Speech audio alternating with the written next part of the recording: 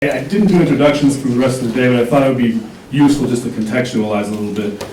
The keynote address by Mustafa Akyol, who's come all the way from Istanbul to be with us. I'll tell a little bit of a personal introduction by way of that.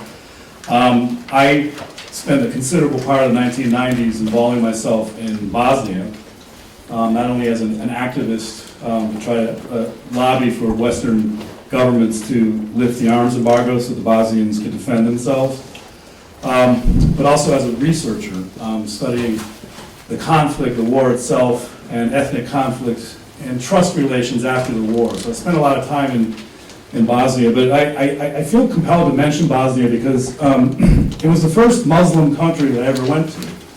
And I'll never forget the moment which I realized that is when I first heard a call for prayer that I had never heard. And you just don't hear that growing up in New England. But I was in Sarajevo, and what struck me about Islam in Bosnia was how liberal it was. And you know, everywhere I went, people would say, "Yeah, well, Serb and Croat are having an argument. They go find a Muslim to keep the peace and make peace between them." It kind of ran counter to all of the reductionistic, essentialistic narratives about Islam. So I feel blessed and fortunate to have had my first experience in a Muslim country, ostensibly Muslim country. It's debatable about the degree of religiosity. So when I saw Mustafa's book, I immediately read it cover to cover, and I was impressed by the arguments because I didn't know much about Islam, but I also was impressed by the idea of finding solutions to fundamentalism from within the religious tradition itself. And his book is there if anybody would like to purchase it. I haven't done any hawking of anybody's books here, but I'm doing it now. He brought the books along if you'd like to buy it, purchase it, it's right there. And it's my great pleasure to welcome Mustafa to present our first keynote address. Is he here? Well, there he is.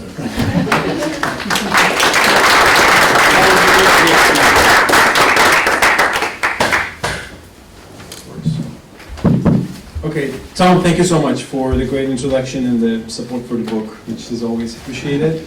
And good afternoon, and I know everybody is a little maybe tired all day, so I'll try to make this talk not that boring, compared to maybe some other talks of mine. As Tom said, and thank you for the invitation all the way I came from Istanbul. And I live in Istanbul, but I've been coming to the States in the past 2 decades, like a couple of times every year, flying over the Atlantic. And every time I enjoy it, and often I go back with some nice stories, to tell people at home. But let me start with a story of mine from the very first trip I had to the United States almost 2 decades ago, when I was a younger man in my mid-20s. And I was really eager to see America, the country of Rocky Balboa, for me at the time. And I came here, took a flight. I came and visited a friend of mine who used to live in the US, and he showed me around New York, California, a lot of places. We had a great time. And one morning we were hungry, and he said, "Let's have breakfast." I said, "Okay, let's eat something." And he said, "Let's go to McDonald's." I said, "Will we eat burgers at McDonald's?" He says, No, McDonald's has breakfast menu. I said, "Okay, let me see what that is." We went in, and he bought me a full breakfast menu, $5 or something. And that was the first time in my life that I saw and tasted pancakes. We didn't have pancakes in Turkey at the time, in the 90s. And he showed me how to put the syrup and the butter, and it sucked all of it. And I tasted it, and I said, "Man, this is the most delicious thing I've ever had in my life." I instantly fell in love with pancakes. Then, next year, I came to US again, and I was eager to eat pancakes, right? Because I know it's good. But I had a little misunderstanding. I was thinking that pancakes are an exclusive McDonald's product. So I was desperately trying to find a McDonald's restaurant before 10:30 because I had learned that they change them to lunch menu at 10:30 to get the pancakes. And it went on for a few days. And then the third day, I was walking in Manhattan, and I saw a restaurant, a non-McDonald's restaurant, which said, "We serve pancakes." I said, they stole it from McDonald's. Well, it took a while to realize that actually pancakes are a larger phenomenon than McDonald's, and you can have it everywhere. And the lesson I took from that story years later was that a foreign culture might be a little misleading when you meet it for the first time. The first appearances might be sometimes confusing. You can misunderstand a different culture. And if you misunderstand the cuisine of a different culture, that's not a big problem. You'll figure out, as I did, with pancakes or baklavas or whatever you will do. It's not that difficult.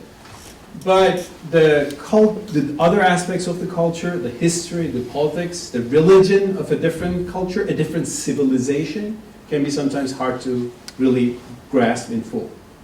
It is hard to grasp in full even people who are there, and especially looking from the outside.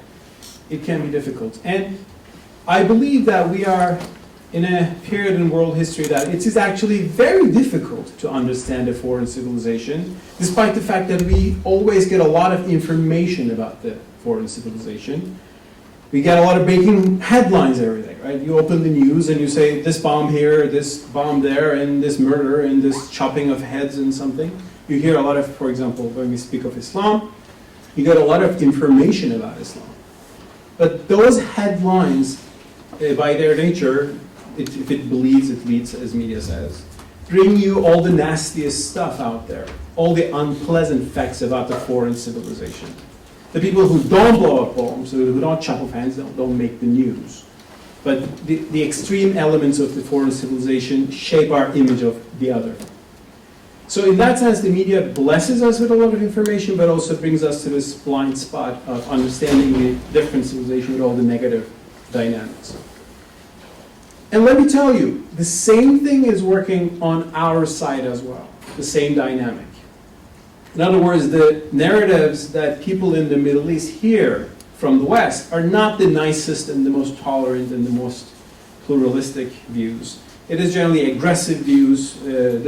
For example, the most famous European politician in Turkey has become Geert Wilders, this Dutch guy who says, let's ban the Quran. He's very marginal, I think, in the whole Western world, but he's making headlines in our part of the world. That's why it's really important to try to understand and look deeper, and that's why I appreciate all these conversations, cross-cultural, inter-civilizational dialogues that we're having. Therefore, I should say, when we look at the Islamic world, the extremists should not blind our minds and think that that is the definitive aspect of the Islamic world. As Tom pointed out very well, the Islamic world is very diverse. Actually, speaking of an Islamic world is as difficult as speaking of a Christian world today. It's very different from Philippines to US to Africa to Latin America and so on and so forth. For example, apostasy, which is a big issue, and I'll speak about that in a minute, but Simon gave us a great, where's Simon? Right there. Great mention that apostasy is considered as a capital offense in the Sharia, in Islamic law. Execution is the answer. And I'll come to that in a second. And when you ask Muslim opinions about this, though, things change. When you ask this issue in Pakistan, should people really be killed if they abandon Islam? Some 70% of Pakistanis say, sure, of course. In Egypt, it's 55-60%, according to a Pew Research which took place a few years ago. Pew Research poll. When you come to Turkey, it's less than 10%. When you come to Bosnia, it is almost insignificant. Something 0.0% of the people believe that that should be the case. And when you look at Islamic history, you will see that the Ottoman Empire already abolished this apostasy law in the middle of the 19th century, when the Ottoman Empire was having the Tanzimat, the reform era, in which a lot of Sharia rules that are really pre-modern were actually abandoned for more European laws, and corporal punishments were changed by prison sentences. But you can't explain that to ISIS, so that's a different problem. So there's a whole amazing spectrum, and the spectrum includes liberal-minded Muslims and Inquisition and Crusader-minded Muslims, and I'm using these terms, of course, borrowing from Christianity.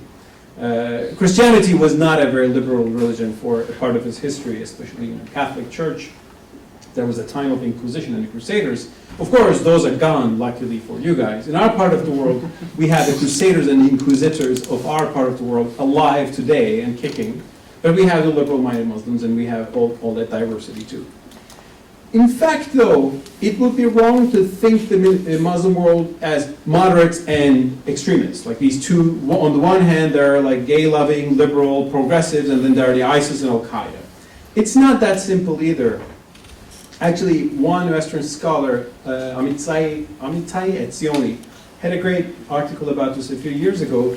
He said the trend in the Muslim world is that there are few liberals and there are few violent extremists, like people who are really willing to do some terrorist act or condone those acts and so on and so forth.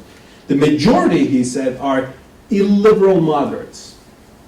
They're moderate, they're not going to do something violent, but they're not very liberal if you ask them about freedom of speech, if you ask them about gay rights, if you ask them about women's equality, they would not have very liberal views. And I actually wrote my book to actually appeal to that illiberal moderate majority, to call for a more liberal outlook towards Islam. And I think that is the best way to go forward in the Muslim world, because we should not forget that. I mean, there has been a lot of speech about enlightenment today. And enlightenment had its dark side too, which actually led to fascism and even Marxism in the 20th century. But yes, enlightenment gave us a lot of values. Let's not forget though, enlightenment was not an exclusively secular era, secular project. There were Christian enlightenment thinkers. And when we look at John Locke, we didn't get a very good PR today, which you pointed rightly. I mean that he was not tolerant towards atheists and Catholics, but he made a start. When you read John Locke, you see that he's actually rereading scripture to argue for liberalism. So he was a Christian liberal thinker. And I think that is the kind of approach that we need in the Muslim world today. But what do I mean by rereading the scripture? Can we do that in Islam? If John Locke did it for Christianity and it at least began an evolution that gave us liberal democracy today, can we do that in Islam? Well, my answer is yes.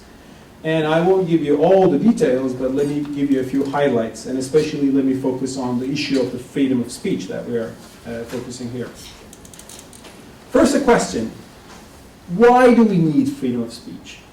I sometimes ask this question to audiences in my part of the world, Turkey and Muslim world, Malaysia, Arabic world, and so on and so forth. Well, then I say, well, we need freedom of speech to be able to find the truth, or at least get closer to it, on any issue.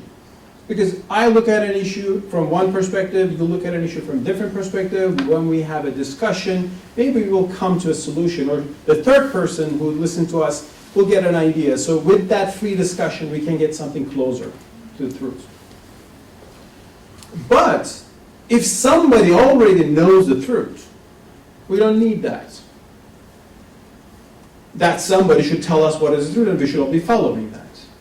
So to appreciate freedom of speech, you need to step into some form of relativism and some form of idea that, well, there is no authority to dictate the truth for all of us, to proclaim it for all of us. Now, when you say that, of course, sometimes people say, okay, then religion by nature is incompatible with freedom of speech and liberalism, because religions proclaim the truth, right? Well, yes, I mean, religions proclaim truth. They claim, especially universalistic religions like Islam or Christianity, they say, we have the truth. This is the truth, the way, the life, this is it, Jesus says that, Prophet Muhammad says that, when you look at the Quran, it's saying that. But to proclaim the truth and to impose it are different things. That's number one. Secondly, even if religion is the truth, who interprets it for us? The great Imam, the great Ayatollah, the great Sheikh, the great supreme leader of an Islamic republic or something? Or as an individual like myself, I read it and I understand something and I make up my mind by listening to people. Well, if there is no authority to give us the exact definition, the interpretation of religion, you can have a religious and pluralistic point of view. That's what actually John Locke did with Christianity. in one of his striking passages, which was an eye-opener for me, like an aha moment, I think, as you call it in the US, was he speaks of different churches in England. There's the Armenian church, there's the Protestant, there are different branches of Protestants, and he says, since the Almighty can only judge which one has the ultimate right doctrine, I'm paraphrasing, we should leave it to the Almighty to decide which doctrine is true, and we should just coexist.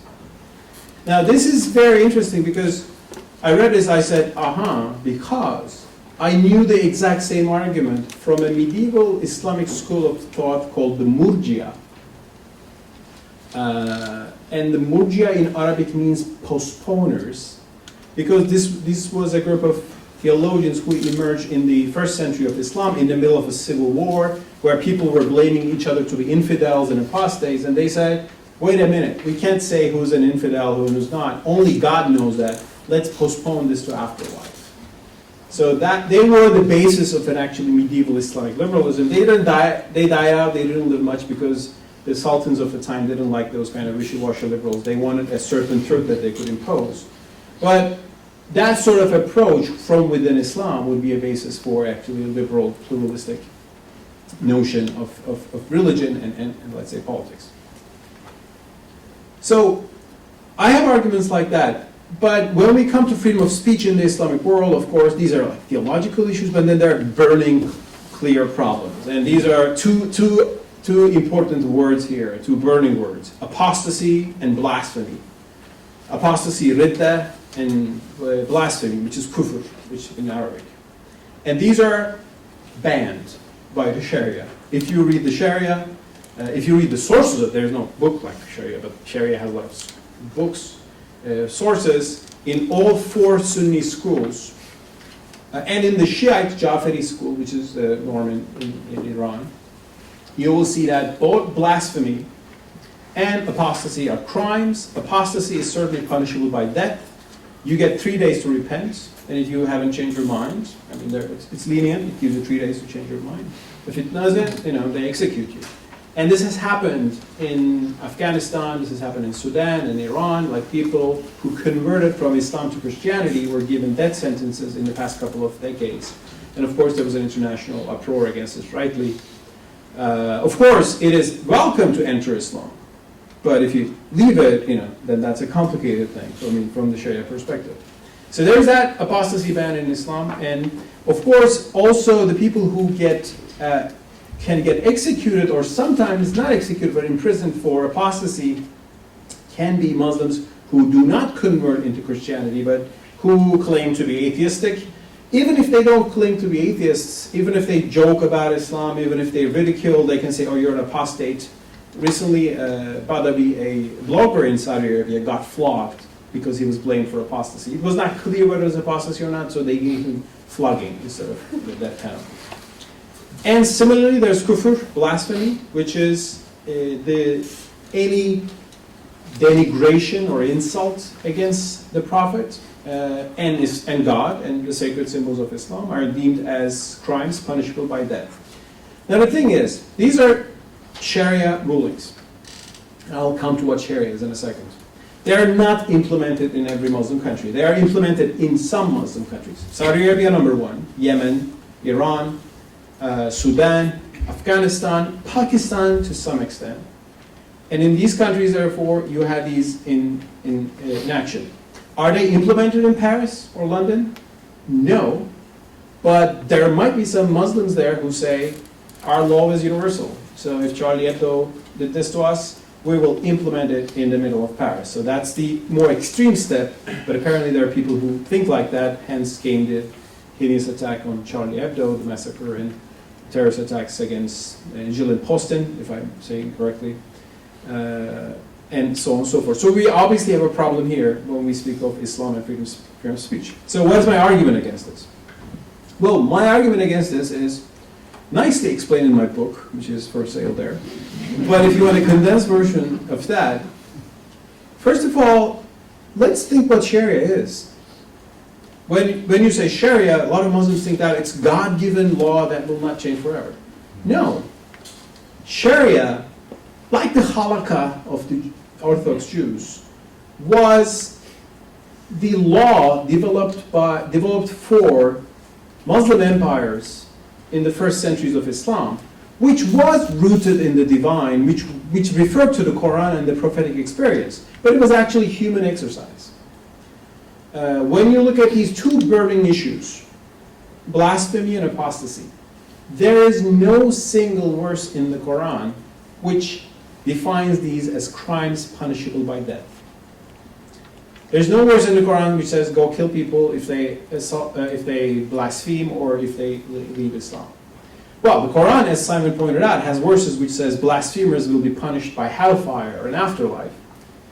But if you leave Islam, that's not a problem for you anymore because you don't believe in it anyway. So it's for the believers, maybe we'll be worried about that. But if you're apostate, you can just say, well, I don't believe in that, it's not my problem. So there's no earthly punishment in the Quran for either apostasy or blasphemy. These, like many other issues, the Sharia is not Quran in action. It's interpretation of the Quran and also interpretation of the acts of the Prophet Muhammad and interpretation of the early caliphs and what they did, and then it was extended into Sharia. Actually, when the issue with apostasy comes from not even Prophet Muhammad, but from the actions of the first caliph, Abu Bakr. Prophet Muhammad died in 632.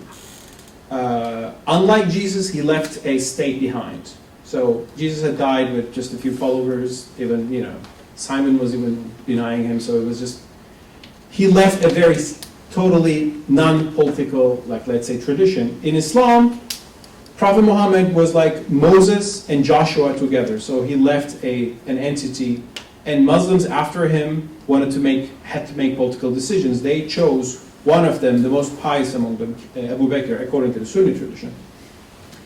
And he became the caliph, the successor. And when he became the successor, he faced a problem. Some tribes, which were paying taxes to Medina, the city of the Prophet, now decided that we're not paying taxes. So they were rebels against the state.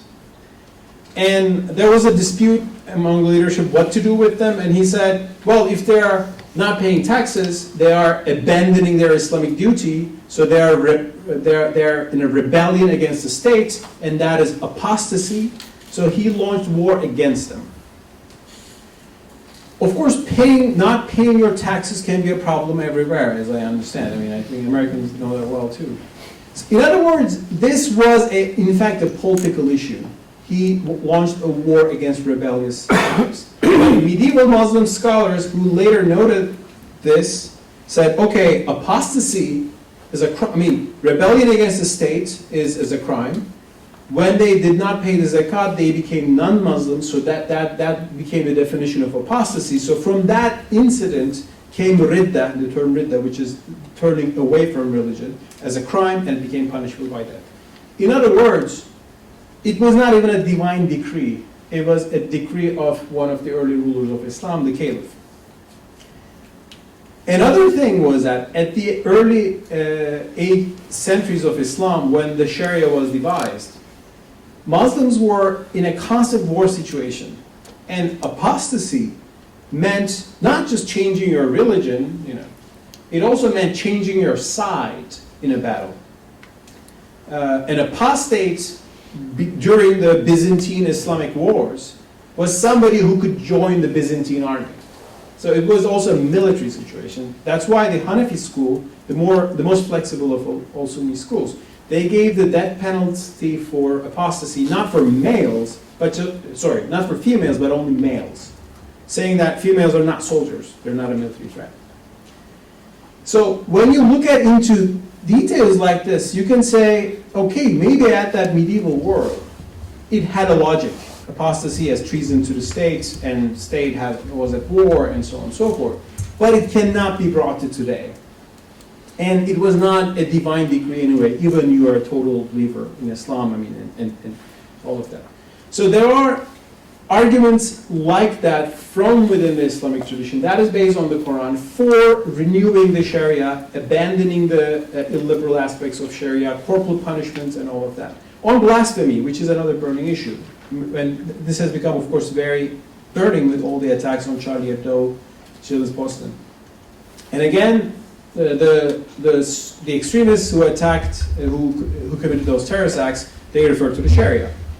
In the Quran, again, there's nothing about punishing blasphemers.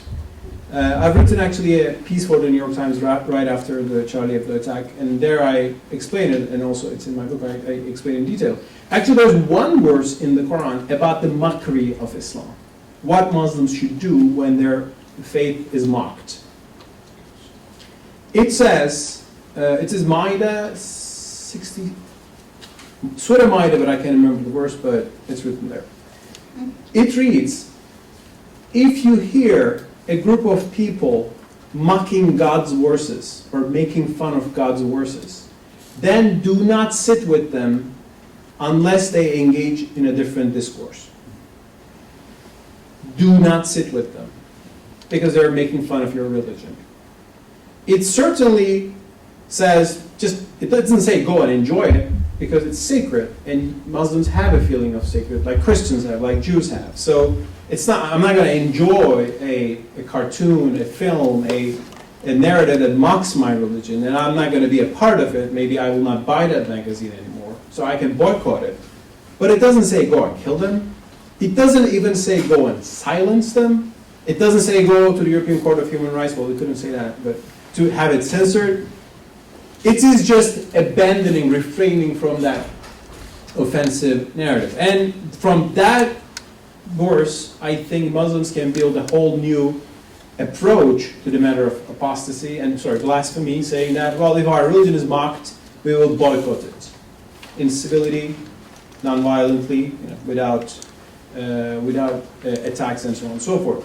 And of course, fellow Muslims can also realize that by having these violent attacks, they are only proving the point, which is, most of the cartoons are saying Muslims are violent, Islam is a violent religion, and Muslims, when they do violent acts to protest that, they are actually proving the point. So that's another argument. Mustafa, Surah 4, 114. Surah 4, Osman Nisa. 114. Okay, so great. 114. Surah Nisa, 114. Nisa means woman, by the way, and there are some progressive views for women at the time when the Quran was revealed in that surah. Now here's this thing. You can say, well, Mustafa, you're a nice guy and you have some nice ideas, and we Westerners are happy to hear them. Well, what about fellow Muslims? What's the deal among them? Are you convincing those, right? That's the more important issue. Well, I'm trying. There are other people like me who are trying. Since the 19th century, there are self-proclaimed liberals, not secular liberals, but Muslim liberals in our part of the world, which are arguing for renewal of the tradition, reinterpretation of the Sharia, more tolerant attitudes, and getting some institutions and laws from the West because they happen to have developed them before us for historical reasons, and so on and so forth. Are we having some impact? Yes. Are we convincing everybody? Obviously not. And the question is, how do we go forward? In a more substantial way, in a more definitive way for the whole Islamic civilization. Well, one thing, it is not that easy to change religious perceptions. And let's not forget that in Europe, too, it took a lot of time. John Locke was a wild revolutionary in 17th century England, when it was, of course, you should persecute the heretics. They're just violating God's law. So it took a few centuries, actually, to nurture those. And of course, John Locke is too old for us, too archaic for us now. But at that time, no, you should not kill people because they are from the wrong sect of Christianity. It was very, very progressive at the time. So it took a while to appreciate those ideas. To help, we also need, besides all these religious debates, we need social transformation. We need modern education. We need openness to the world. We need more economies in the market economies. We need to rise bourgeois class, which would spearhead liberal ideas in the Muslim world. So it's a great transformation. And trust me, it's happening. It's happening with a lot of fights, with a lot of resistance, with a lot of internal turmoil, but it's happening. I'm sorry that it's giving us a lot of drama here and there, and in Syria and Iraq and everywhere, but it is happening. How can the West help? That's a valid question. One drama here that I would like to underline, one major problem, and that's something that I always face when I speak to fellow Muslims, when I advocate liberalism. It is this drama. Where's liberalism coming from to the Muslim world? Not from North Korea, not from Russia, not from China, it's coming from the West, right? And that's great. But the same West is also the very imperialist power that is threatening and humiliating Muslim societies since 19th century. Colonialism, cultural imperialism, real or perceived, US support for Israel, occupations, support for dictators and all of that. So there's a lot of resentment against the West for geopolitical reasons. And that resentment is made worse by conspiratorial thinking, by always blaming the West instead of looking at your own problems. That is all true. But the West doesn't have a fully clean history too when you look at the Middle East. So it is a psychological burden to appreciate the philosophy of the guys you see as the enemy, as the humiliator, as the oppressor. And actually a lot of people devolve into thinking that this whole liberalism thing must be a conspiracy of the West that is coming to us to weaken us, to break our strengths, and they will bring this freedom thing and what comes after that. They will destroy our religion, they will occupy our lands, and they will steal our oil. And that feeling is so powerful. So helping untackle that will be a contribution. How do we do that? One thing, I think liberalism is a universal idea, so I agree with Kenan's emphasis that, some cultures are different, some cultures, they have different things, we should expect them. In India, there's sati, they burn a wife and the husband dies, so it's all cultural. I don't buy into that relativism, and I believe that the liberal principles are universal. But liberal principles can be also loaded with Westocentric values as well, and with maybe Westocentric biases as well. So I believe in de-Westernizing liberalism and actually sometimes adopting it to local values and customs. What do I mean by that? Let's come to freedom of speech, the issue that we're talking about.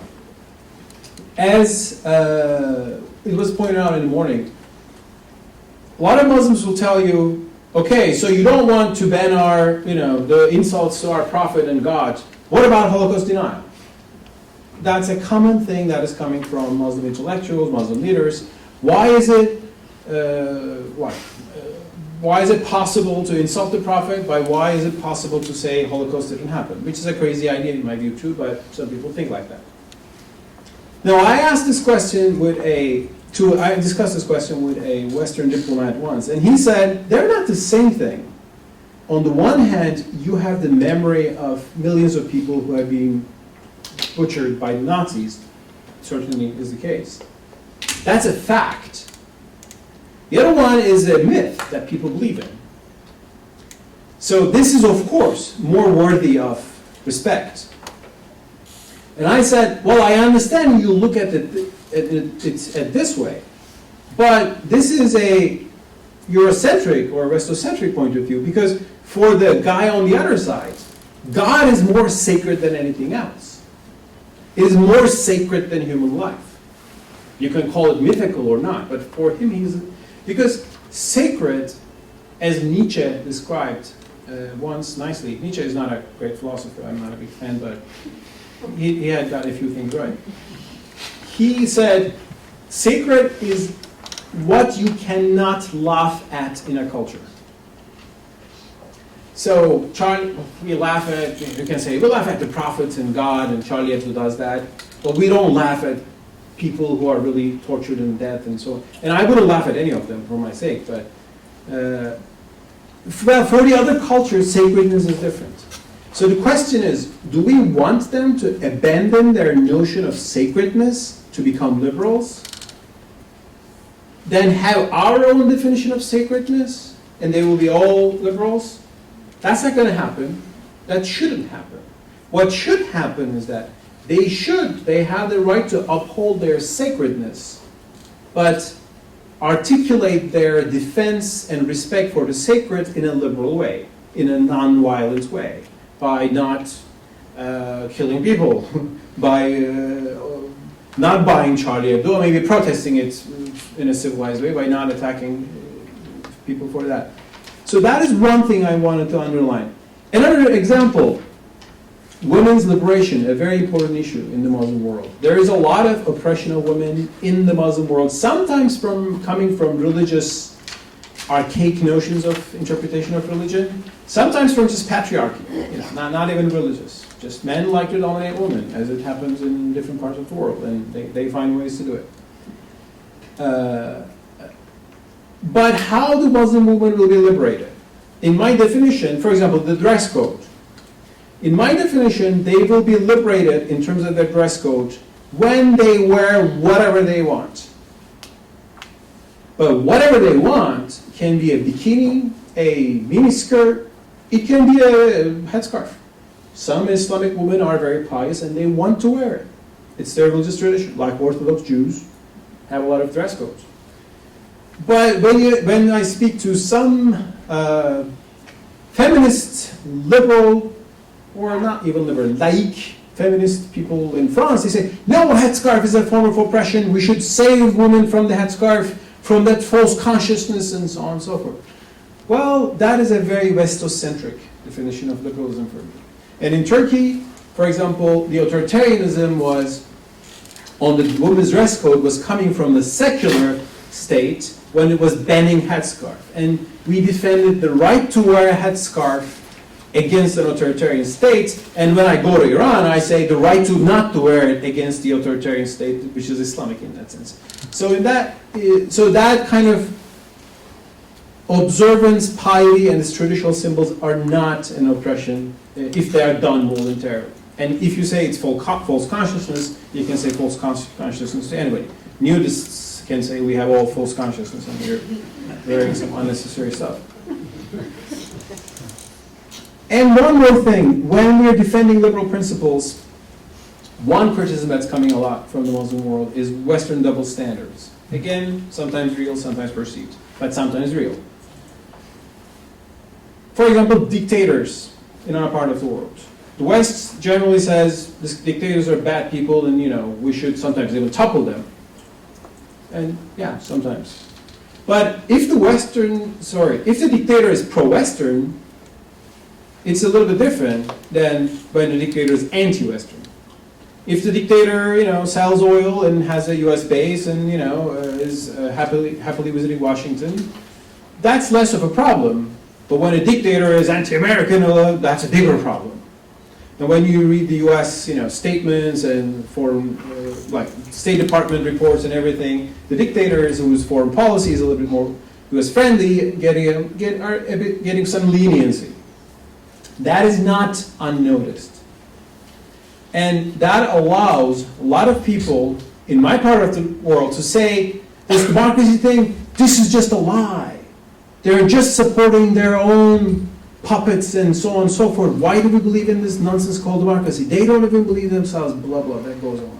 Of course, they're throwing the baby with the bathwater, is what they're saying. But this happens. So, if Western liberals can help us to advance liberalism in the Muslim world, they can also do this by forcing their governments to be sometimes a bit more principled when defending human rights. When there's torture in the jails of Abdul Fattah al-Sisi, the dictator of Egypt, that should be a problem too, as in the torture in the jails of Iran or some not pro-American government. And that, I want to conclude by, I heard this morning a wonderful remark by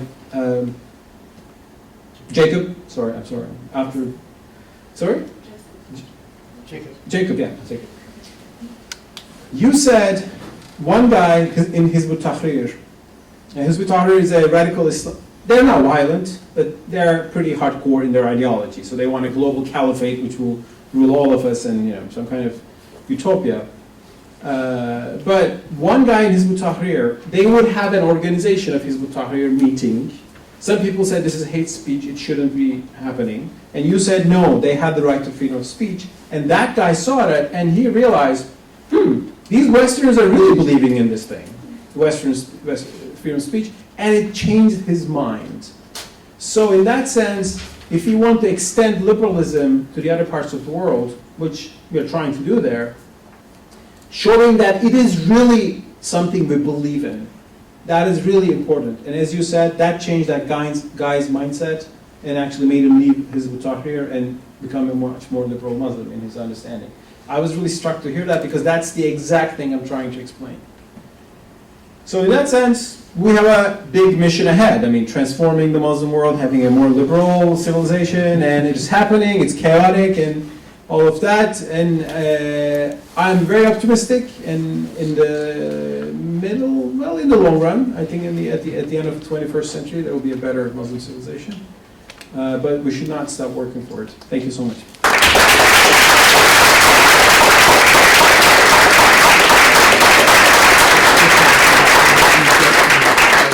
you. And ma'am, let's start. Thank you very much for your presentation. The West certainly has a lot to answer for. And I would like to propose some other ways in which the West can help to resolve the hostilities between us and the Muslim world.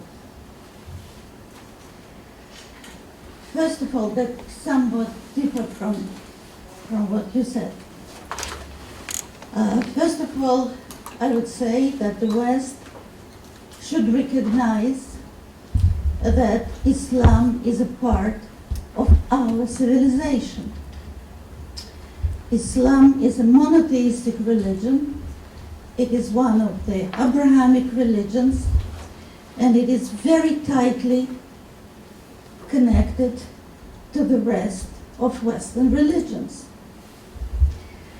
When we talk about civilizations, we talk about cultures that exist for a very long time, coexist without paying any attention to each other. And indeed today there are three such civilizations. The monotheistic one that we call Western, the Chinese, and the Indian ones. We all exist for about 5,500 years, and indeed we differ very much in our ways of thinking. The quarrel between what is called the West and Islam is basically a quarrel between siblings. We are truly members of the same family, of the same cultural family. Christian West did not recognize that. Specifically, it did not recognize that in regard to Turkey. The Ottoman Empire was the true enemy of Europeans for a very, very long time.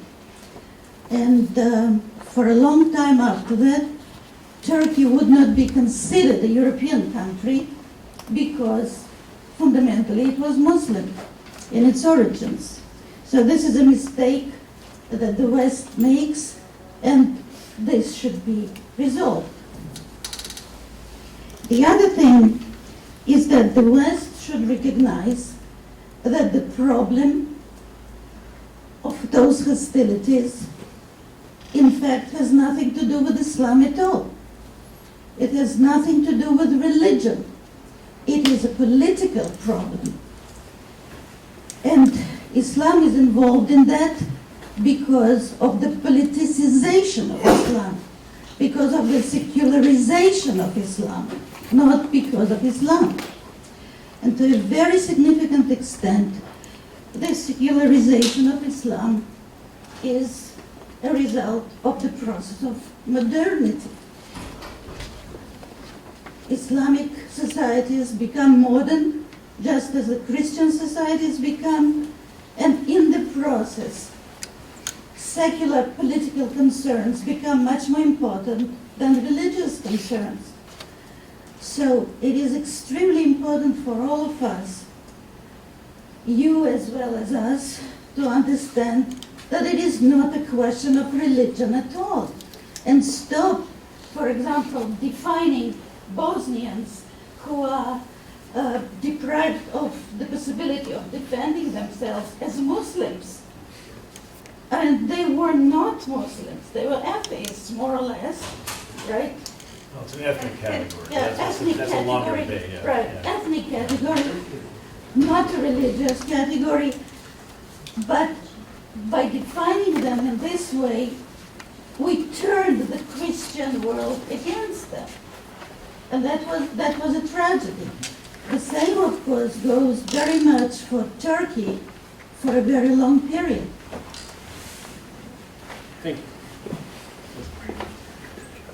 Well, thank you. I mean, of course, not all Bosnians were atheists. They had a more secular understanding of Islam, being under Yugoslavia, and even the more pious Bosnians, they have adopted certain cultural norms that are, you can say, European, and they actually preserved some Ottoman tradition too that Turkey actually abandoned during the Republican era. Well, I agree with most of what you said. Well, religion can sometimes add to the problems by the Sharia issues that we're talking about in that case, for example. But yes, a lot of the tensions we're seeing today are geopolitical tensions.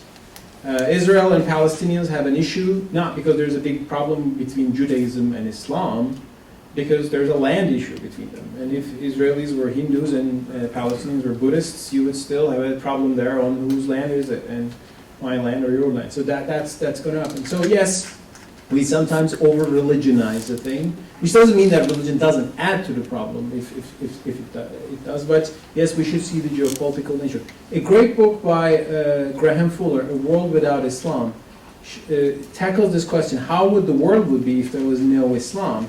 Well, his answer is that the Middle East would not be that different. You would still have the despots and the oil problems and the Israeli-Palestinian problem. It would just not be Islam. So there's that certain geopolitical aspect. Thanks for reminding that. Yes, sir, you worked there. Yeah. Well, thank you for a great talk. My view is that you have exactly the right views. Your optimism warms my heart. But let me ask you a question now, just because I'm curious about this. You mentioned the community, at the beginning of your talk, the community of people like you, like liberal Muslims.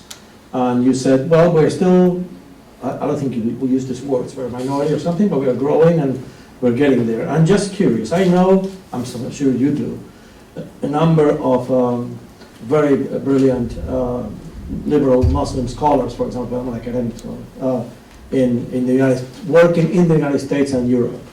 And I know there are some in Turkey, the most liberal, I think, maybe Indonesia, Muslim nation, if I can speak in those terms. Are there any Muslim scholars of your ilk working outside Turkey, in a Muslim country outside Turkey? Thank you, sir. Well, yes, definitely. I mean, since the 19th century, the thing is, there can be liberals who cannot fit into the best definitions of liberalism, but they would still have progressive views or interpretive views. Since the 19th century, a lot of scholars emerged. Abduh in Egypt and Afghani and the young Ottomans in Turkey, Namık Kemal, they defended liberalism in Islamic terms. In the 20th, in the closer era, I mean, even among some of the people who are called Islamists, there are some liberal-leaning thinkers. Rashid Ghannouchi in Tunisia, for example, well, you can call him an Islamist in the sense that he heads a political party that has some references to Islam. But he opposes the apostasy ban, he opposes the blasphemy ban, he says these things should be revised, they're not in the Quran, and we should reinterpret them. He shows how to interpret. Well, I mean, there are all these organizations. I go to Malaysia, Islamic Renaissance Front, and they're publishing my book there, and they want to have these liberal views. And in every country has its own things. For example, in Europe, Tariq Ramadan, I think, did a good job. He's not as liberal as what some people wanted him to be. But in that, he's still trying to make it moving forward within the tradition without maybe offending the mainstream there and trying to take them forward. So there are, of course, many scholars.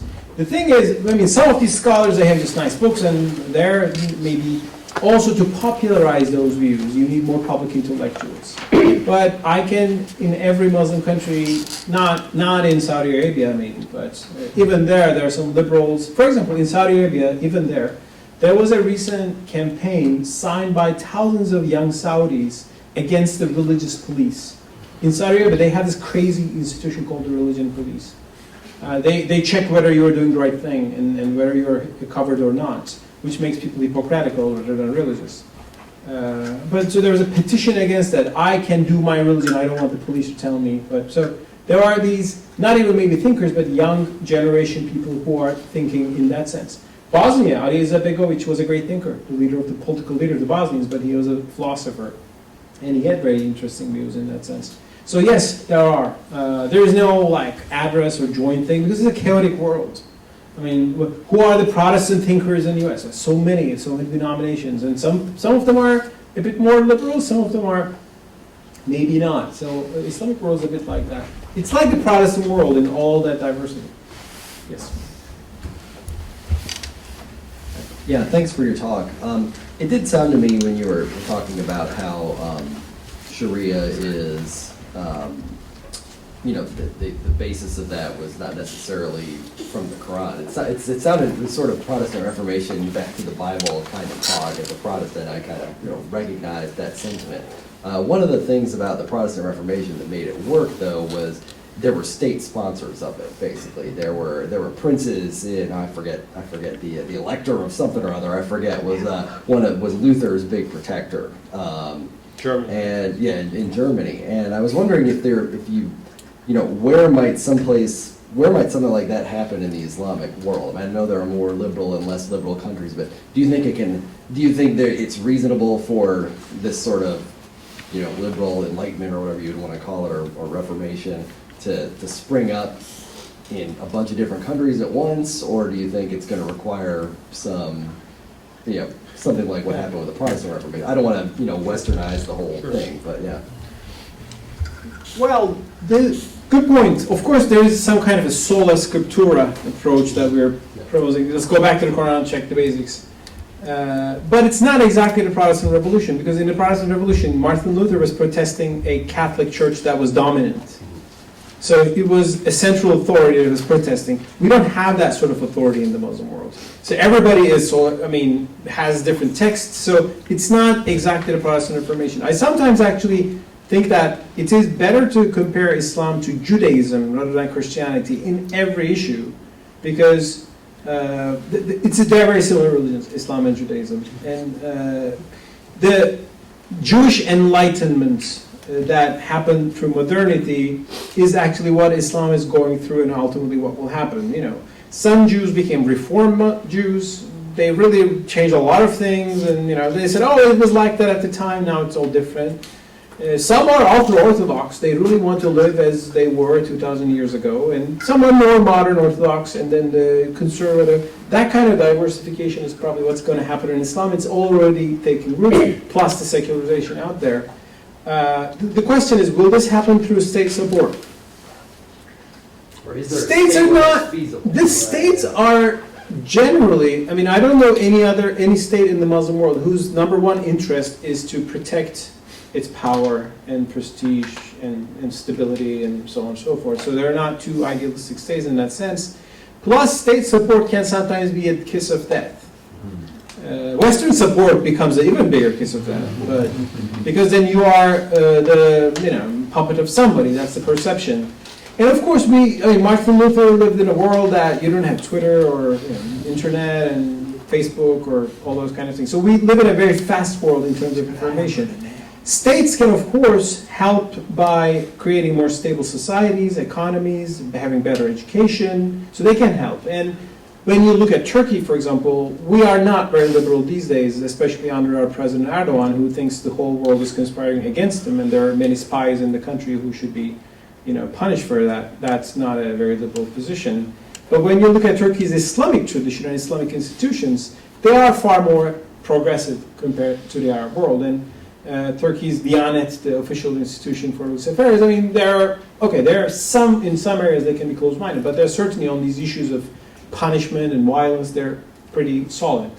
So it is diverse, and states can indirectly help us, first by not oppressing people and forcing them to go to extremes. One reason we have extremist movements in the Islamic world is that more mainstream Islamic movements have been suppressed and jailed and tortured because the dictator found them as a threat, and they became more violent because of that. So states should at least not give harm. That would be a beginning, and then maybe we can appreciate some help. But thank you. Yes, sir. Thank you. Just thinking of moving forward as you spoke is what I thought of, and two things that stuck out. One was nonviolence, and if either the West could challenge Islam or Islam could challenge the West to nonviolence, we might be a principle down the road. I'm thinking of the next 100 years you're talking about, which it might take. Nonviolence is one. The other one is shining a light on things and all the violence in any way. And the internet's the greatest mechanism of shining a light on things in our world today. We hear about everything. And the global consciousness, or whatever we call it, that comes back on those, has an effect. It has changed things all over the world. Yemen we never heard of before. Many of us never heard much of Yemen. And yet now we know a lot about Yemen and many things that have happened. And so I would just like to think of moving forward concepts of those two things. Certainly we know a lot about the world, but also that is filtered sometimes through pundits or Fox News TV experts that interpret things in certain ways. No offense to the people who watch Fox News, but sometimes I see pretty sharp views there on certain issues.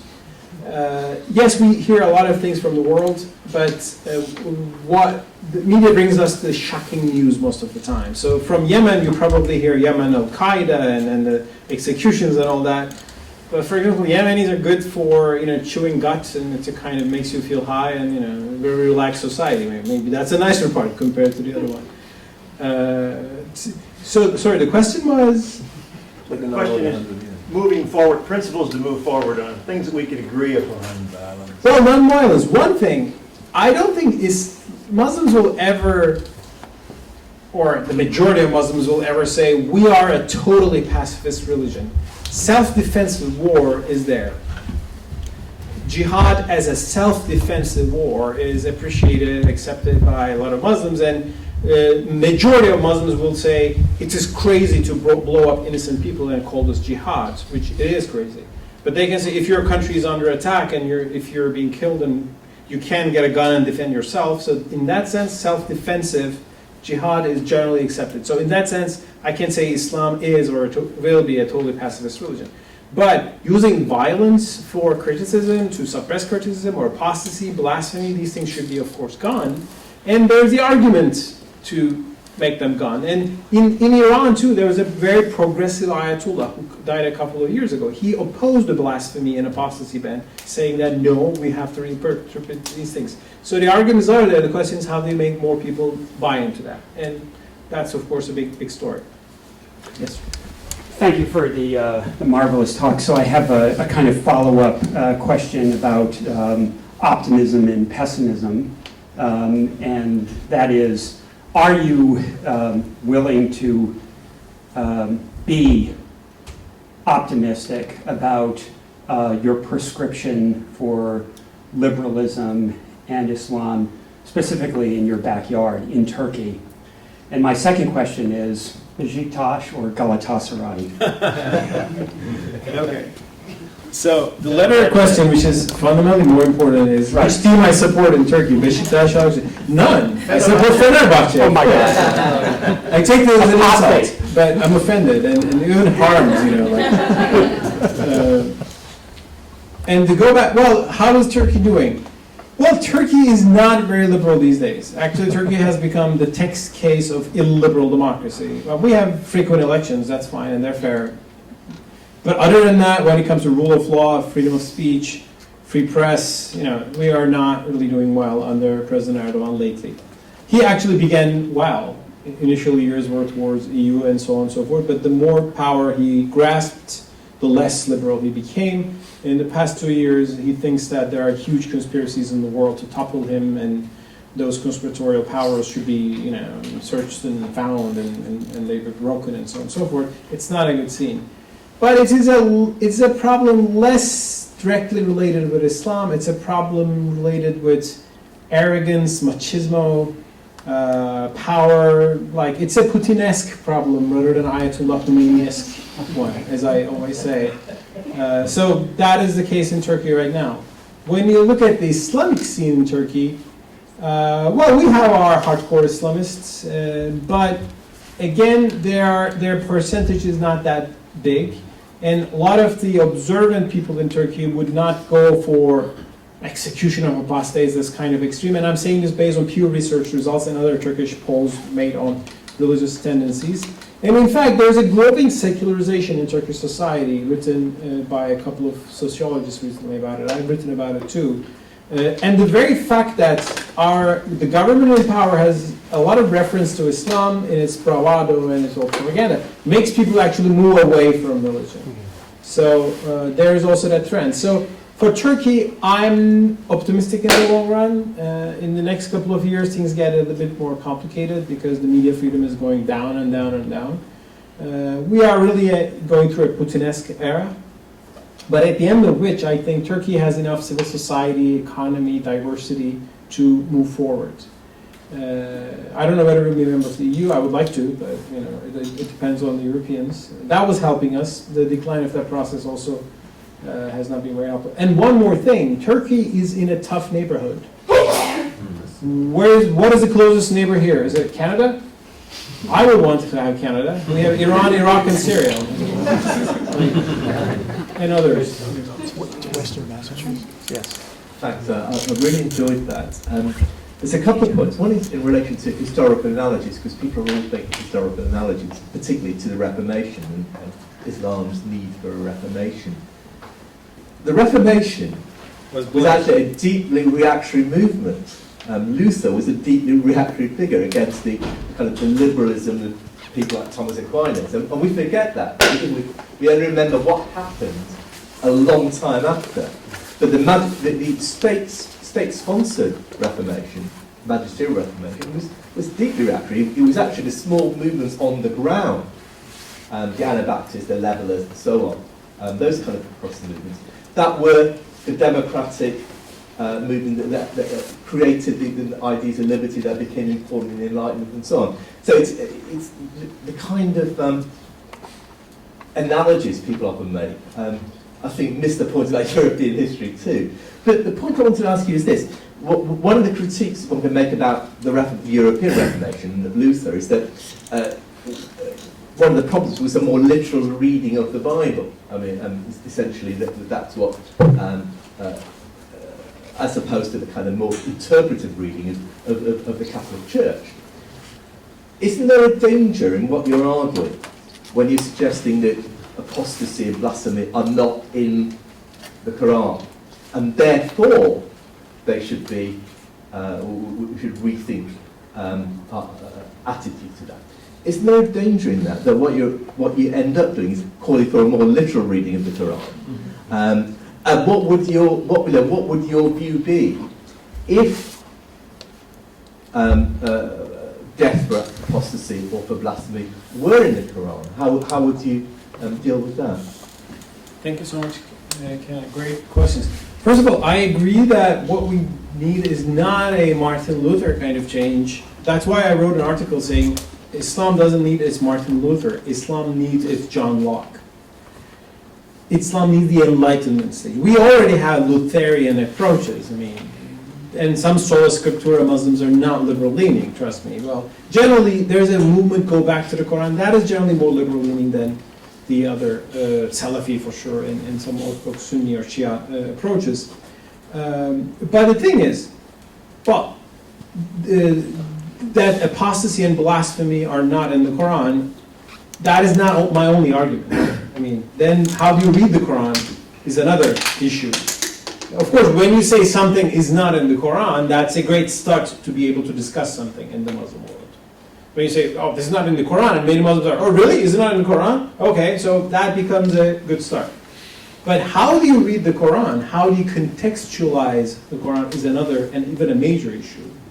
There I rely on, actually you ask scholars, one of the great thinkers, Muslim thinkers of the 20th century was from Pakistan, but he ultimately ended up in the University of Chicago, Fazlur Rahman. And he actually brought us a reading of the Quran which has some roots in tradition, which is the contextual reading. Because every Muslim accepts that the Quran is the word of God, but did God speak through a cultural context? Did the nature of that society influence the exact wording of the revelation? That's a big question. Muslims in Middle Ages also debated whether the Quran was created or uncreated, whether it was eternal with God and came down like the Logos in the fourth gospel, or was it God's word spoken through a historical era. So the nature of the Quran is, I think, an important thing, and there I take the contextual view, saying that, well, we should also understand the Quran speaks to a society and culture and speaks through that norms, and we should not, when we make the message universal, we should decontextualize it. One example, corporal punishments. Most corporal punishments in the Sharia are not in the Quran, but there are a few corporal punishments like theft and chopping of hands, which is in the Quran. How do we understand that? Well, my understanding of that, and Fazlur Rahman would agree on that sort of, we will say, well, in 7th century Arabia, there were no prisons. I mean, how do you punish a crime, right? Normally we put people in prison. In 7th century Arabia, under the sun, in the desert, you don't put people in the desert under the shade and you wait outside under the sun and feed them for the next 30 years. I mean, you don't do that. Corporal punishment was the only way in most pre-state, pre-modern societies, like common law in England. You couldn't wait for people, you just would do some physical harm. And actually, the Ottomans got this, and they actually changed chopping of hands for theft into prison sentences. And because it was understood that as context changes, you can reinterpret the Quran as well. So I'm certainly not a Martin Lutherian sola scriptura, it's like six-day earth creation, whatever, like that sort of, no, I'm not doing that. I'm just saying, let's go back to the scripture, reread it, but also re-understand it in the light of the modern age. And in that sense, I always refer to the Enlightenment religious thinkers and what they did, especially John Locke, rather than Martin Luther. I mean, the Protestants burned a lot of people at the stake, so I certainly don't want that to come back. So yes. Thank you very much. I'm slightly going forward to Ken's question. Thank you very much for the presentation, for your writing. You gave us a very optimistic view, and I'm Why should we grateful for that. But let me balance it out with a good dose of pessimism. You rightly understand that you focused on the Quran. You didn't focus almost at all on the Hadith or the sayings, and very little on the life of Muhammad. And obviously, all three of these things matter greatly in Islamic traditions and so on. It matters particularly at the moment because so many Muslims worldwide who see what a group like ISIS is doing are not only horrified and find it abhorrent, but also know how they get there. And this is a trauma that's going on at the moment. But they know that ISIS and groups like that don't get there from nowhere. And so I want to ask you about what really was, it's possible, is it not, to put a dose of pessimism to this, to say that one of the histories of Islam is the history of liberals losing, and that there have been reformations and enlightenments, but they've always lost. And that you can see that back centuries with the Mu'tazilites. You can see it in the 20th century when a great scholar like Ali Dashti ends up dying in Khomeini's prisons in his 80s, tortured and murdered. And that this is caused in part by this problem of the sources. And that the problem with the sources becomes even worse because of the question of leadership. And that without a recognized leader, what have you got but the sources to go back to? The gentleman mentioned the Protestant Reformation, obviously the Enlightenment, and other things we could think of, but if this thing of returning to the sources, to the Quran, to the Hadith, to Ibn Ishaq, to the early lives of Muhammad, is the issue, then it's possible that liberals like yourself are going to keep on losing. And final example of this, it's when people in the West tend to sort of think maybe all the monotheisms set off at different times, but it takes a certain number of centuries to get there and to become liberal, but then they do, and Islam will happen just like everything else. I was saying that the history of Judaism and the history of Christianity have been incredibly bloody. Nobody could possibly doubt that. But imagine how much bloodier they would have been if even on one occasion, when, let's take the time, I speak as a secularist, but at the occasion when one of Jesus' disciples say, how many times should I forgive my brother? 7 times or 7 times 70? And Jesus says 70 times 7. Imagine if just once Jesus had said, chop his head off. Would the history of Christianity have been less bloody or more bloody if he'd said that? We all know it would have been far more bloody. And here we have this problem that the sources are such a challenge, and they may be, I hope they're not, I hope you're right, they may be an insuperable challenge. It may not be possible for Islam to get over the foundation.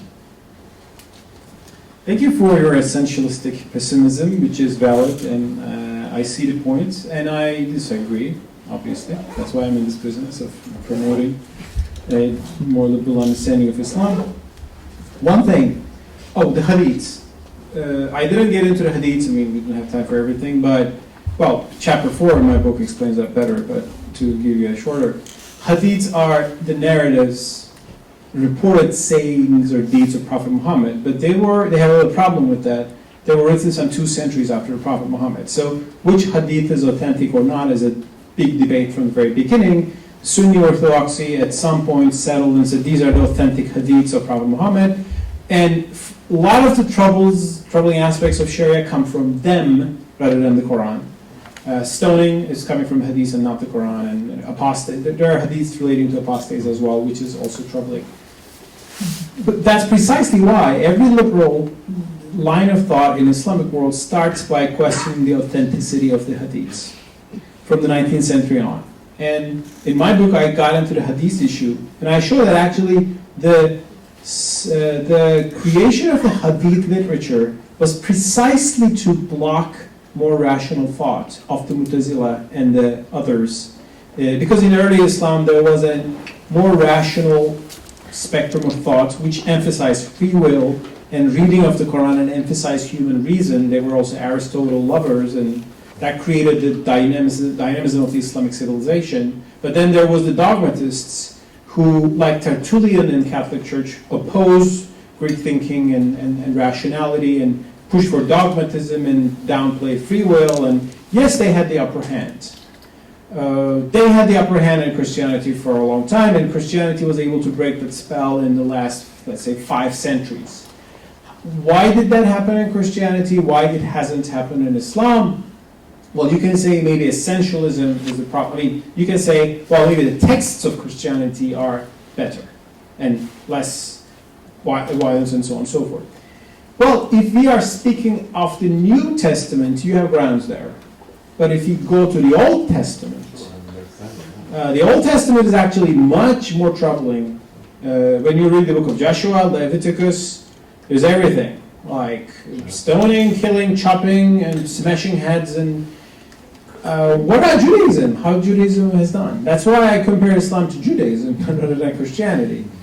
And while there are indeed some fundamentalist Jews out there in the world who take them literally and they attack Palestinian civilians, extremist Jews among the settler movement in Israel. So they exist, but why they are so minuscule and the world Jewish reality is defined by a whole different approach, like even if it's religious or secular. Because modernization has taken place. And a lot of Jews have said, okay, what is written in the Leviticus is not exactly implementable today. We can understand it, we can historicize it.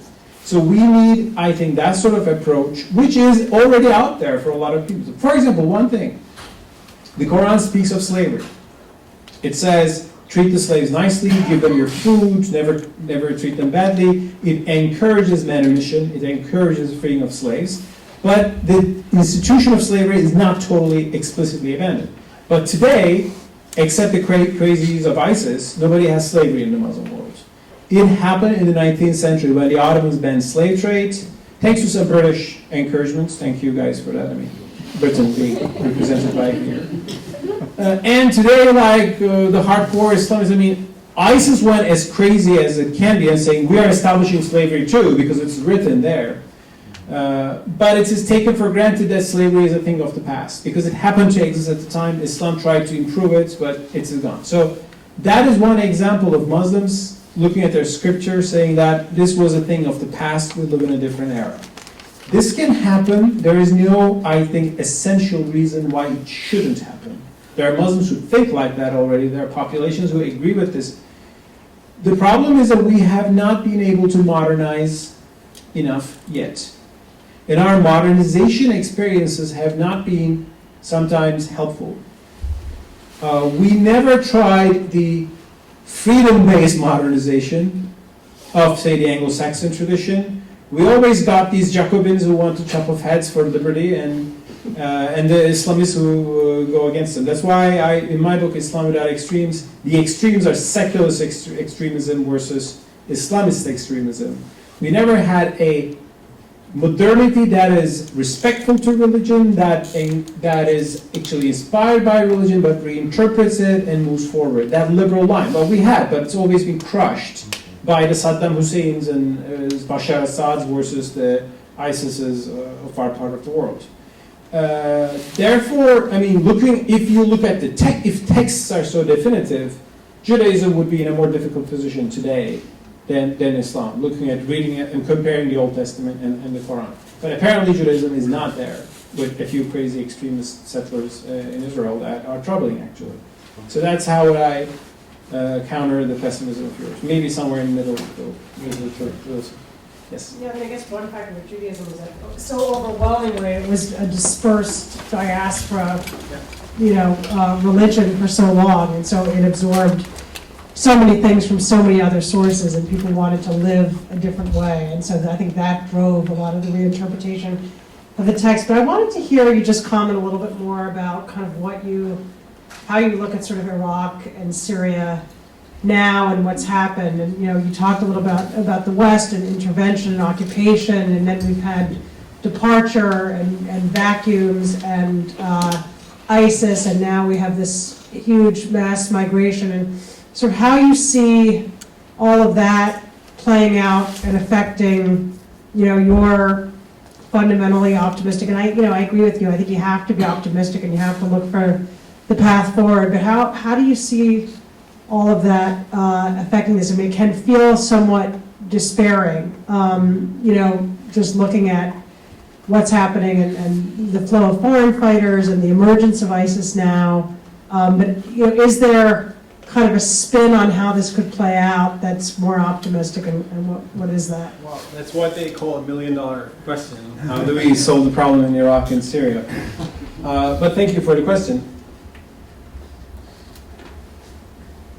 Maybe U.S. should not have toppled Saddam Hussein, but it should have toppled Bashar Assad, but it worked the other way around for complicated reasons. Because Saddam Hussein was a butcher, a tyrant, but at least there was some stability in Iraq before his toppling, and I know we agree on that, but we disagree on that, but at least there was not a civil war. But right now there is a civil war because of the tyranny of Bashar Assad in the first place. Then the madness of ISIS on the other hand, but U.S. did nothing, so take hands off. I think U.S. oscillates between doing a lot of things and doing nothing, and just from president to president or date to age, and I think somewhere in between might sometimes be helpful. There are a lot of people in our part of the world, Yankee, go home, we don't want to see Americans here. I'm not like that. I appreciated when Americans bombed Serbs, Serbian Chetniks, aggressors in Bosnia and Kosovo later, so American intervention can sometimes be helpful, and I think the toppling of Gaddafi was also better than not toppling him. Still, Libya doesn't give us a good picture, but still, I think Gaddafi stayed maybe would be worse. So, Western intervention is a separate thing. But today, do I have a question to move forward with Bashar Assad, with the Syrian situation? No, I think it would have been good if, in the very beginning, Assad was coupled with Western, maybe aerial bombardment in U.S. And that maybe we would have avoided what has come to today. At this point, I think there is no other way than speaking to the bosses, Iran and Russia, and forcing a sort of a consensus, like which happened after the end of the Lebanese civil war. in the Lebanese civil war, which is a kind of similar scenario, went for 15 years. It was a proxy war exactly like this. Syrians were supporting Amal and Hezbollah, Iran, and Phalangists were getting support from the Phalange from Israel. And after overkill, they said, okay, nothing happens, we should have a constitution with some power sharing. Unfortunately, Syria is going through that. Plus, you have a crazy factor like ISIS, which is apocalyptical and which is not going to agree with any, like a temporary solution maybe. So I don't have a great solution for Syria. But I think it would be better if U.S. Took a military action, not boots on the ground, not occupation, but at least with aerial strikes. If Bashar al-Assad was toppled in the very beginning, maybe it wouldn't come to this. But do I have a solution for it? Well, I think Obama's latest effort to talk to Iran and Russia is okay, because there's no other way. Okay, here, you've been waiting for ages, sorry. And I'll come back to you. So you've spoken a lot about the value of political liberalism and finding some sort of kernel of that within Islam. I was wondering if you had anything to say about economic liberalism. I know folks like, say his name wrong, Tamir Quran, said there's sort of internal obstacles to bringing economic liberalism to Muslim countries. What role might that play in fostering or undermining political liberalism that we'd like to see? Well, actually, economic liberalism is easier to spread in the Muslim world. Prophet Muhammad was a merchant. Among the world's religions, he's the only businessman.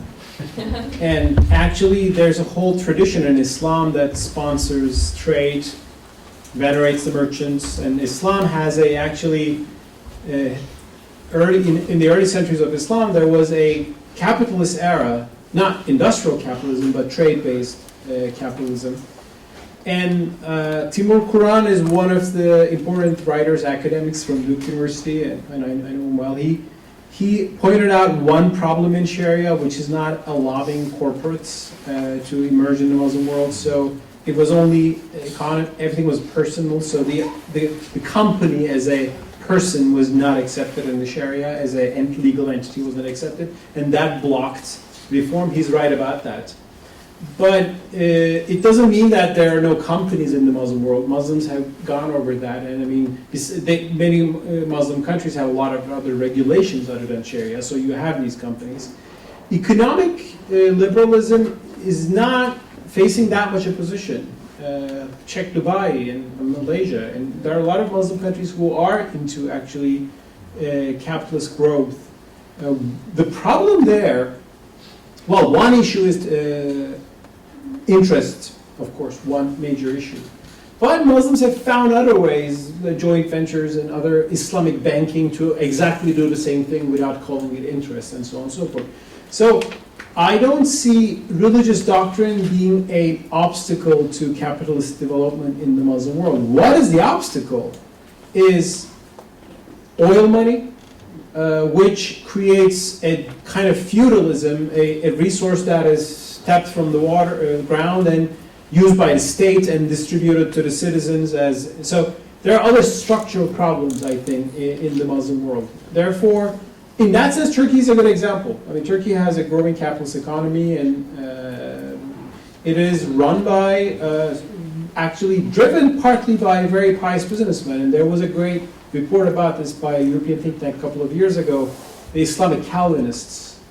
These were Muslim businessmen who were saying Prophet Muhammad was a businessman. They're quoting that Prophet Muhammad said 9 out of God's bounties come from trade. So that sort of approach is there. Well, that merchant cannot be very open-minded when you ask about the gay parade in the middle of Istanbul, so that's a different thing. But in economic liberalism issues, I don't face that much. One thing, capitalism is a dirty word. And one more problem. Some of the modern thinkers in the Muslim world actually went into socialism. They've developed this Islamic socialism idea because they liked the anti-Western, anti-imperialist narrative of socialist thinkers, which sounds nice when you're angry at the West, but when you put in practice, you get North Korea or Cuba or something. So it will take a while for them to figure that out. But I don't think economic liberalism is that difficult. It is already there, I mean, in many ways, I think, in the Islamic world. I was just Oh, gonna by the say way, two- Manchester, This will be the last one, so we can Last get one, another okay. comment. Okay, Yeah. two quick questions. One is I just wanted to take issue with the idea that Islam has sort of abolished slavery. I don't think that's the case. If you look at many Islamic countries have some of the worst domestic slavery situations in the world, and the treatment of maids and so on, and effectively as indentured slaves is abhorrent, and I think we ought to be open about that because it's something that's not talked about and ought to be. My second point is about dissemination. It's clear we've talked a lot about the Reformation. You know, the advent of the printing press enabled these ideas to move at, for then, lightning speed around the world and get some uptake in a way that we know wouldn't have happened otherwise. And I wonder whether you see an equivalent. We saw all sorts of claims being made for social media in the aborted Arab Spring, and I wonder whether you feel that ultimately that kind of connectivity is going to make a difference in disseminating the kinds of ideas that you talk about, or whether there's going to need to be some other mechanism to spread the kinds of liberal thinking amongst the wider population in order to get some take-up of the thinking that you describe. Thank you so much. Of course, I mean, if the equivalent of the printing press is today social media, Twitter, internet, it does change a lot of things. But it boosts liberal thinking, it boosts ISIS too. ISIS is a great user of internet, and they've really mastered that whole thing and production and all of that. So in that sense, like all these machines that give us access to more information, they can be used by all guys around. I mean, all actors. In that sense, everything is very fast. And like, it's morphing into something new. There was nothing called ISIS 3 years ago. Now Al-Qaeda finds this too fanatic. I mean, Al-Qaeda condemns ISIS as like, you're crazy, you can't target innocent people, or so on and so forth.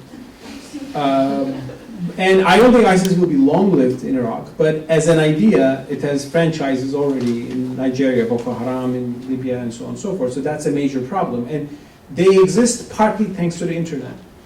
Why a guy in London gets inspired by them? Because you read something on the internet, he gets some propaganda.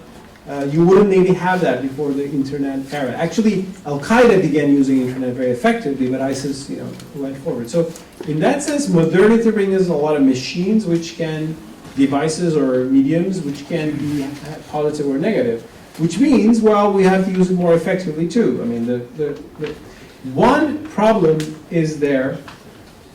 In this Muslim world, there are these very vicious, fanatic, aggressive, and self-confident extremists. And there are moderates who are just old men who say we should love everybody and we should be all moderate, and so the old kind of scholars. You need also inspiring Muslim movements that are actually passionate in their faith, but they put that passion into charity, into better works. And well, there are examples, but we need more of those too. It is actually like a Protestant Reformation. It is so complex. You have an amazing spectrum of thoughts and movements, which is very scary on the other hand, one hand, and which you can really be happy with to see on the other hand. And this is happening at the same time. That's why I think we've taken the Protestant the Reformation stage. We need the Enlightenment stage to come, and I'm pushing for that. Islam is slavery. Islam is slavery. Second part of the question, Islam is slavery. Slavery, I forgot that. Islam is slavery. Well, of course, there is no official slavery, but in practice, you can say in Saudi Arabia, slavery is still going on, households, and so on and so forth. That's, of course, a major problem. I just said in the law, I mean, in the U.S. too, abolishing slavery didn't end the actually persecution of African Americans, so maybe it went on as a social reality, and maybe you still need to move forward. But the official abandoning of slavery, which happened in Saudi Arabia in 1960. So until the year 1960, slavery was officially valid in Saudi Arabia. In the Ottoman Empire, it was a century before it was banned. And there was a Saudi revolt, not Saudi, Wahhabi revolt, against the Ottoman Empire in 1856. They said Turks have gone infidels because they banned slave trade, and they allowed women to go to school. What a big heresy. So that was the Ottoman Empire versus Wahhabis were like these kind of wildlife fanatics. They realized they had the world's best oil and started to promote that in the past 50 decades. And that actually shaped the image of Islam to a little bit. You have this the most fanatic version becoming the wealthiest and, spreading that. Anyway, more of that is in my book if you're interested. Okay, well, I'd like to give another round of applause.